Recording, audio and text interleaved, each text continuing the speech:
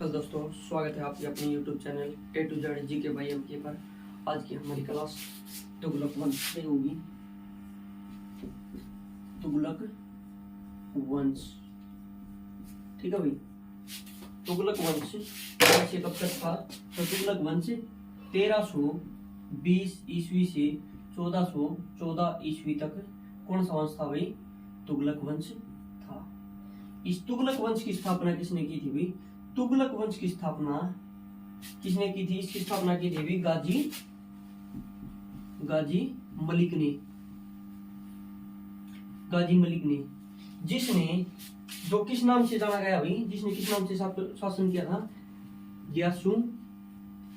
गियासुद्दीन तुगलक। गियासुद्दीन तुगलक के नाम से जाना गया भाई, ठीक है भाई। तुगलक ने एक शहर बसाया था जिसका नाम क्या रखा था? तुगलकाबाद। तुगलकाबाद शहर की स्थापना किसने की भी? गियासुद्दीन तुगलक ने की थी। और गियासुद्दीन तुगलक ने ही, कहने का मतलब क्या है, सल्तनत काल में सबसे नहरों का निर्माण किसने करवाया था भाई? तो तुगलक ने करवाया था। इसके शासनकाल में भी नहरों का निर्माण करवाया। कृषि को ध्यान में रखते हुए नहरों का निर्माण करवाया था इसने, ठीक है। आगे है कि 1323 ईस्वी में इसने अपने बेटे जोनाखा को कौन से अभियान, कहाँ के अभियान पे भेजा था भाई? तेलंगाना के अभियान पर भेजा। और इसका बेटा जो तो जोनाखा था ना, इसका बेटा जोनाखा था, इसने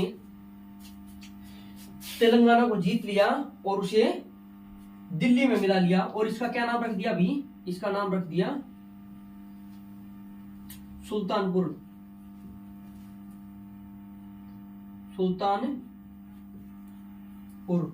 ठीक है भाई, सुल्तानपुर इसका नाम रख दिया। और इनका एक गुरु था भाई, जो तुगलक वंश में एक गुरु हुआ था जिसका नाम क्या था भाई? हजरत निजामुद्दीन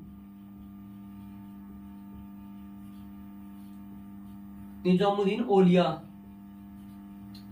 ये भी इनके शासनकाल में क्या था? सूफी संत था। सूफी संत। हजरत निजामुद्दीन औलिया किसका गुरु था भाई? हजरत निजामुद्दीन औलिया किसका गुरु था? अमीर खुसरो का।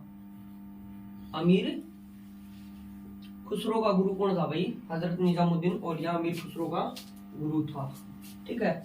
और एक बात और, इस हजरत निजामुद्दीन औलिया को मोहम्मद, इसे कौन सी उपाधि दी गई थी? मोहम्मद ए इलाही। मोहम्मद ए इलाही की उपाधि किसने दी थी भाई? गियासुद्दीन तुगलक ने दी थी। अब आगे है भाई 1325 ईस्वी में। आगे देखो, 1325 ईस्वी में 1325 ईस्वी में बुखारा खान ने भी, किसने? बुखारा खान ने विद्रोह कर दिया। और बुखारा खान कहां का इक्तेदार नियुक्त कर रखा था? यह भी बंगाल का इक्तेदार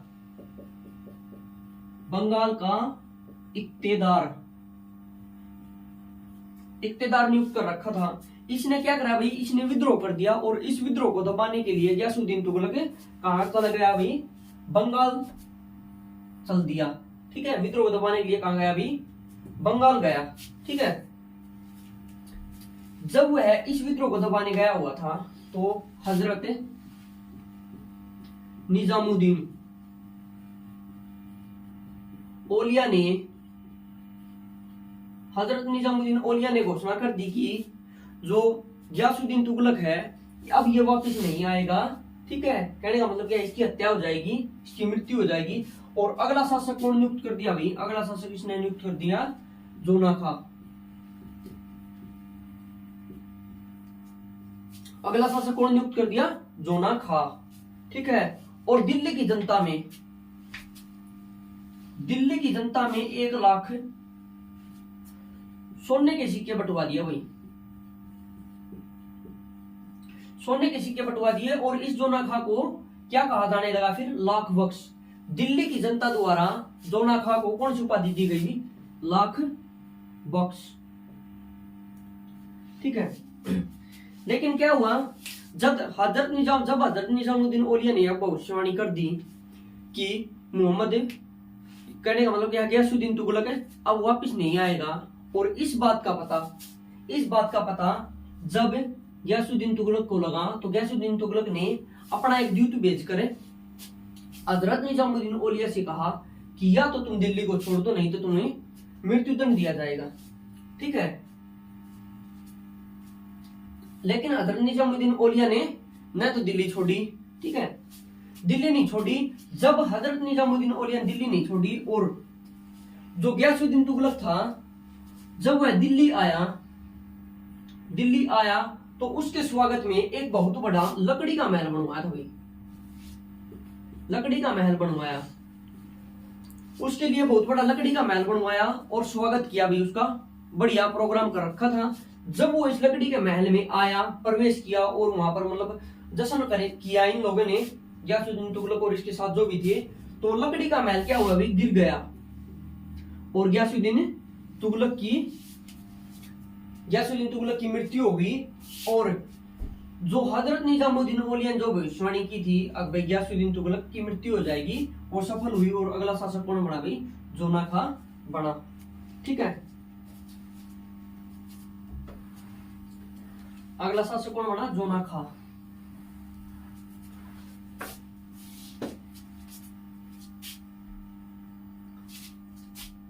जोना खां जो किस नाम से शासन किया जियो? किस नाम से जाना गया? मोहम्मद बिन तुगलक। मोहम्मद बिन तुगलक। इसने कब से कब तक शासन किया भाई? इसने किया था 1325 से 1351। 1325 से 1351 ईस्वी तक इसने क्या किया भाई? शासन किया। किसने किया? मोहम्मद बिन तुगलक ने। ठीक है। मोहम्मद बिन तुगलक को दिल्ली का तुगलक वंश का वास्तविक संस्थापक माना जाता है। वास्तविक संस्थापक किसे माना जाता है? मोहम्मद बिन तुगलक को। ठीक है भाई। ये दिल्ली सल्तनत में सबसे पढ़ा लिखा शासक था भाई, पढ़ा लिखा शासक था और सबसे मूर्ख शासक था ये दिल्ली सल्तनत में। ठीक है भाई। जो मोहम्मद बिन तुगलक था, ये जो गयासुद्दीन तुगलक था ना भाई, वही जो मोहम्मद बिन तुगलक था, ये किस नाम से जाना जाता था? पहले इसके बचपन का नाम था जोना खां। ठीक है। जोना खां ये किस नाम से जाना गया? मोहम्मद बिन तुगलक के नाम से। इसके शासनकाल में एक अफ्रीकी यात्री आया था, अफ्रीकी यात्री, जिसका नाम था भाई इब्न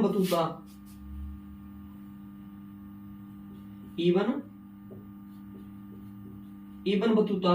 इसने एक पुस्तक लिखी थी, उसका नाम क्या था? रेहला।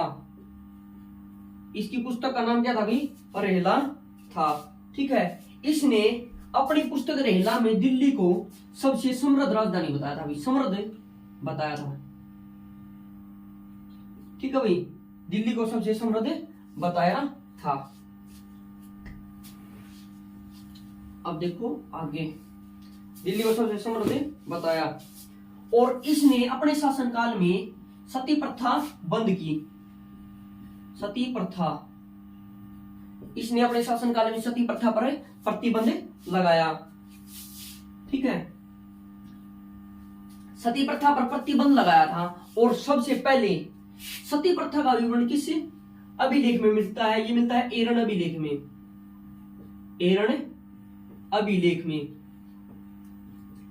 एरन अभिलेख में सबसे पहले प्रथम सती का वर्णन मिलता है।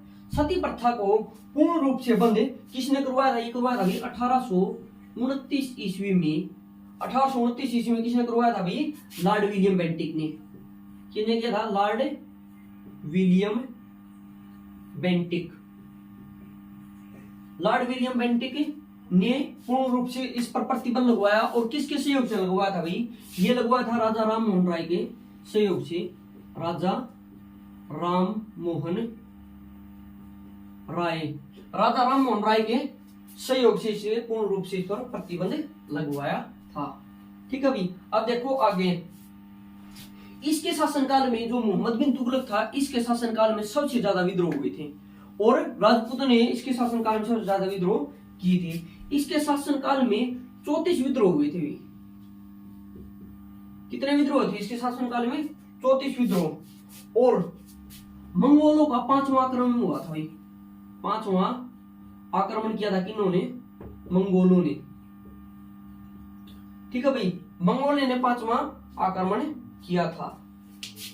क्या था? दक्षिण भारत में बहुत ज्यादा आक्रमण होते थे, तो इसने उन आक्रमणों को क्या करता था? ये दिल्ली से जब दक्षिण भारत में आक्रमण को दबाने जाता था, ठीक है, फिर उसको दबाने के बाद वापस दिल्ली आता था, तो फिर दक्षिण भारत में वापस फिर से विद्रोह हो जाता था। तो इससे दुखी होकर ये अपनी राजधानी को ले गया भी, दौलताबाद अपनी राजधानी को ले गया था। ठीक है, दौलताबाद अपनी राजधानी को ले गया। और आगे इसने क्या किया भाई? फिर क्या किया? 2 साल बाद अपनी राजधानी 2 साल कहां रखी भी? देवगिरी, यानी कि देवगिरी, देवगिरी यानी कि दौलताबाद। दौलताबाद को देवगिरी कहते हैं। इसने यहां राजधानी अपनी कितने साल रखी हुई? 2 वर्ष रखी। 2 वर्ष यहां रखी। फिर जो विद्रोह थे वे कहां होने लगे भी? उत्तर भारत में विद्रोह होने लगे। और 2 साल के बाद यह वापिस अपनी राजधानी कहां ले गया भी? दिल्ली ले गया, उत्तर भारत की तरफ अपनी राजधानी ले गया। इसके शासनकाल में ही इसने जब दक्षिण पर आक्रमण किया था, तो इसके शासनकाल में ही 2 भाई दक्षिण भारत के जो मंत्री होते थे ने, कपिल्लू नाम का एक राजा था, उसके दरबार में आते थे। एक था हरि हर और वह बुक्का। ये दोनों भाई थे भाई। ठीक है, हरि और बुक्का ये दोनों भाई थे। ये कहां थे भी? कर्नाटक, कर्नाटक राज्य में थे, जो आज कहां पर है? हम्पी में। ठीक है, कहां पर आज? ये हम्पी में। एक बात और, कृषि और सिंचाई, कृषि व सिंचाई के लिए इसने विभाग बनाया और सिंचाई के लिए इसने नहरों का निर्माण भी करवाया था। जिसने इसने जो नहरों का निर्माण करवाया और एक विभाग बनवाया था, उसे क्या कहा जाता था? दीवान ए कोही। कहने का मतलब क्या है? कृषि और सिंचाई से संबंधित इनकी देखरेख के लिए इसने एक विभाग का निर्माण किया था। जिस प्रकार की हमारे यहाँ पर अब सिंचाई विभाग है, उसी प्रकार सिंचाई विभाग का निर्माण किया था। उसका नाम क्या था? दीवान ए कोही। ठीक है भाई, दीवान ए कोही।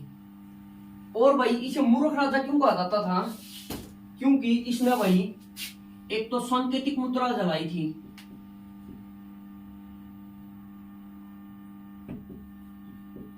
सांकेतिक मुद्रा, या कुछ इतिहासकार चमड़े की मुद्रा भी कहते हैं, चमड़े की मुद्रा भी कहते हैं। ठीक है, और 1351 ईस्वी में अफगान की तरफ, 1351 ईस्वी में अफगान की तरफ एक राज्य हुआ करता था, उसका शासक की मृत्यु हो गई थी। इसने भी मूर्ख राजा इसलिए कहा जाता था कि ये है भारत। ठीक है, इस तरफ एक वो था, राज्य था, इसका राजा की मृत्यु हो गई थी और ये यहाँ था दिल्ली। जब इसने प्लानिंग बनाई कि इस राज्य पर आक्रमण कर इसे मैं अपने अंडर ले लूंगा, लेकिन क्या हुआ? जब इसने अपनी सेना व्यवस्थित की, उस समय तक यहाँ एक राजा स्टेबल हो चुका था। जब इसने अपनी सेना लेकर यहाँ पहुंचा 2 महीने में, तो यहाँ राजा स्टेबल हो चुका था और यहाँ से मार खाकर वापिस आया। लेकिन वापिस आया जब सिंध के ठट्टा में पहुंचते पहुंचते इसकी मृत्यु हो गई थी भाई, मृत्यु हो गई थी। और मरते हुए इसने अपने चचेरे भाई यानी कि चाचा के लड़के, जिसका नाम क्या था, फिरोज शाह। फिरोज शाह तुगलक, फिरोज शाह तुगलक को अगला शासक बनाया। ठीक है भाई, अब अगला शासक कौन बना, फिरोज शाह तुगलक।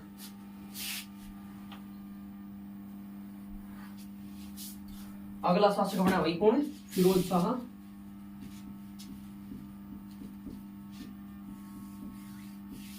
तुगलक। फिरोज शाह तुगलक का शासनकाल कब से कब तक था भाई, 1351 से 1351 से 1388 ईस्वी तक इसने शासन किया। ठीक है भाई, फिरोज शाह तुगलक ने 6 शहर बसाए थे। ठीक है भाई, एक बसाया था हिसार, ठीक है, फतेहाबाद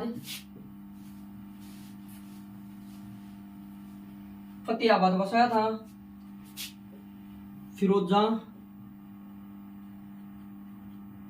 फिरोजाबाद, ठीक है। अगला बसाया था जौनपुर, कौन सा बसाया था भाई अगला, जौनपुर। और इससे आगे बसाया था फिरोज शाह कोटला। आगे कौन सा बसाया था भाई, फिरोज शाह कोटला। और इससे आगे एक शहर बसाया था, उसका नाम है सिराज ए हिंद। सिराज ए हिंद, ठीक है भाई। फिरोज शाह तुगलक ने ज्वालामुखी मंदिर तुड़वाया था भाई। ठीक है, एक कार्य किया था फिरोज शाह तुगलक ने, 6 शहर बसाए थे। एक तो बसाया था हिसार, फतेहाबाद, फिरोजाबाद, जौनपुर, फिरोज शाह कोटला और सिराज ए हिंद। इन 6 शहरों की स्थापना की थी और इसने ज्वालामुखी मंदिर को तुड़वाया था। ठीक है, और फिरोज शाह तुगलक ने ही ब्राह्मणों पर जजिया कर लगाया था भाई। ठीक है, जितने भी शासक हुए थे उन्होंने गैर मुस्लिमों पर क्या लगाया था भाई, जजिया कर लगाया था। लेकिन जो फिरोज शाह तुगलक था, यो एक ऐसा शासक था जिसने ब्राह्मणों पर भी जजिया कर लगाया। क्या लगाया, जजिया कर वो कर होता है जो गैर मुस्लिमों पर लगाया जाता है। जो मुस्लिम नहीं होते उनमें अपने धर्म के प्रति आस्था रखने पर, मंदिर में धोखा मारने पर, या जैसे कि हम बद्रीनाथ केदारनाथ पर जाते हैं, यात्रा पर जाते हैं, तो उस पर भी कर लगाता था। ठीक है भाई, और फिरोज शाह तुगलक ने कुतुब मीनार की मरम्मत करवाई थी भाई। कुतुब मीनार की मरम्मत, इसकी मरम्मत क्यों करवाई थी, देखो।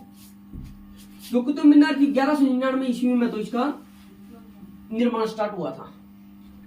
1229 ईस्वी में इल्तुतमिश ने ये कंप्लीट करवाई थी। लेकिन क्या हुआ, भूकंप आंधी के कारण इसकी ऊपरी मंजिल थी, उसे आने पहुंच गई थी। तो उसकी मरम्मत किसने करवाई थी भाई, फिरोज शाह तुगलक ने इसकी मरम्मत करवाई थी। और एक है अशोक का कोटला स्तंभ। अशोक ने कोटला में स्तंभ बनवाया था भाई, अशोक स्तंभ कहा जाता है जिसे, स्तंभ। ठीक है, इसे यहां से कहां स्थानांतरित करवाया था भाई, दिल्ली स्थानांतरित करवाया था। किसने करवाया था, फिरोज शाह तुगलक ने। और इसने सती प्रथा पर भी प्रतिबंध लगवाया था भाई, सती प्रथा पर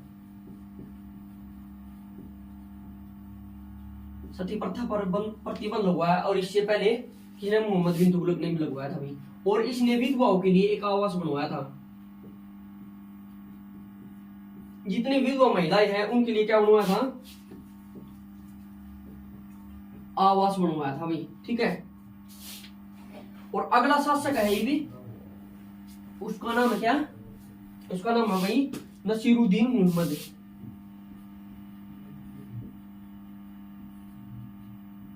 नसीरुद्दीन मुहम्मद, ये कब से कब तक था भाई, 1388 ईस्वी से 1414 ईस्वी तक। ठीक है भाई, ये तुगलक वंश का आखिरी शासक था, आखिरी शासक।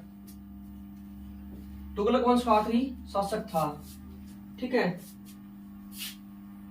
आगे है ये भी तुर्की समरकंद का शासक है।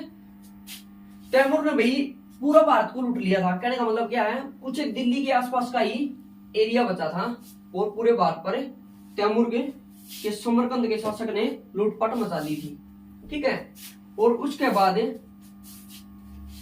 भाई इसने मतलब ये क्या है, बहुत ही निकम्मा शासक था, कमजोर शासक था। और उसके बाद इसने अपना एक मंत्री शाहरुख खां, मंत्री को सॉरी इसका बेटा था शाहरुख खां को शासक बनाया। लेकिन क्या हुआ, शाहरुख खां भी निकम्मा शासक था। इसने अपने मंत्री को शासक बनाया। उसका नाम क्या था, उसका नाम था भाई सैयद, सॉरी एक मिनट देखो, खिज्जर खां। उसका नाम था खिज्जर खां। ठीक है, क्योंकि देखो नसीरुद्दीन मोहम्मद और तुर्क के शासक था समरकंद, तुर्क में समरकंद नामक स्थान वहां का एक शासक था। उसने आक्रमण किया, उसने इस पर आक्रमण किया और दिल्ली के आसपास का सारा एरिया लूट लिया था। ठीक है, लेकिन वापस नहीं गया वो। ठीक है, उसके डर से इसने अपने बेटे को शासक बना दिया। उसका नाम था शाहरुख खां। लेकिन शाहरुख खां भी बहुत ही निकम्मा शासक था, वो इतना बहादुर नहीं था। उसने अपने मंत्री को खिज्जर खां को शासक बना दिया। और अगला वंश फिर कौन सा वंश बनाया भाई, खिज्जर खां। खिज्जर खां ने किस वंश की स्थापना की, इसने की थी सैयद वंश की, सैयद वंश। इस वंश को करेंगे हम कल 1414 ईस्वी से 1526 ईस्वी तक है भाई ये वंश। ठीक है, आज की हमारी क्लास यहीं समाप्त होती है। अगर आपको हमारी यह क्लास अच्छी लगे तो आप हमारी वीडियो को लाइक करें, शेयर करें और आप हमारे चैनल को सब्सक्राइब करें। धन्यवाद, आपका दिन शुभ हो।